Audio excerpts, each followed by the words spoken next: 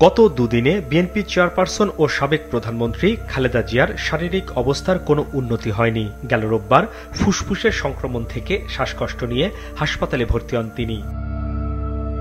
এরপর দেখা দেয় নিউমোনিয়া, এর সঙ্গে রয়েছে কিডনি, লিভার, আর্থাইটিস ও ডায়াবেটিস সহ পুরনো সমস্যা।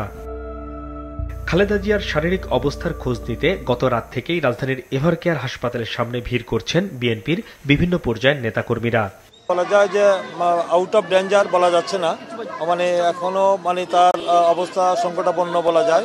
আজকে খুবই খারাপ অবস্থা আছেন এবং আমরা সবাই উদ্বিগ্ন। বিএনপি চেয়ারপারসনের শারীরিক অবস্থার অবনতির খবরে উদ্বেগ জানিয়ে তার দ্রুত মুক্তির জন্য দেশবাসীর কাছে দোয়া প্রার্থনা করেছেন রাষ্ট্রপতি মোহাম্মদ শাহাবুদ্দিন।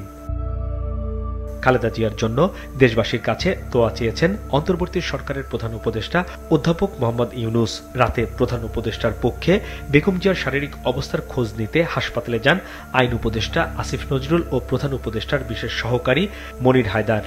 পরে এক ফেসবুক পোস্টে আইন উপদেষ্টা জানান, বেগম জিয়ার শারীরিক অবস্থা একদমই ভালো না, সবাই দোয়া করবেন উনার জন্য। এদিকে সকালে এভারকেয়ার হাসপাতাল এলাকায় ভিড় করছেন বিভিন্ন শ্রেণী পেশার মানুষ। খালেদা জিয়াকে দেখতে সকাল 10:15টার দিকে হাসপাতালে যান এনসিপির নেতারা। ওনার শারীরিক অবস্থা ক্রিটিক্যাল, তবে উনি ফাইট করছেন এবং দেশবাসীর কাছে আহ্বান থাকবে ওনার দ্রুত আরোগ্যের জন্য সকলে দোয়া করবেন। আমার মনে হয় আল্লাহ উনাকে হাসিনার ফাঁসি দেখা পর্যন্ত উনাকে যেন আল্লাহ বাঁচিয়ে রাখেন। এর আগে বিএনপি চেয়ারপারসনকে দেখতে হেফাজতে ইসলামের শীর্ষ নেতারা হাসপাতালে যান। খালেদা জিয়ার দ্রুত সুস্থতার জন্য দোয়া চান তারা। হাসনাইন তানভীর, মাছরাঙা সংবাদ, ঢাকা।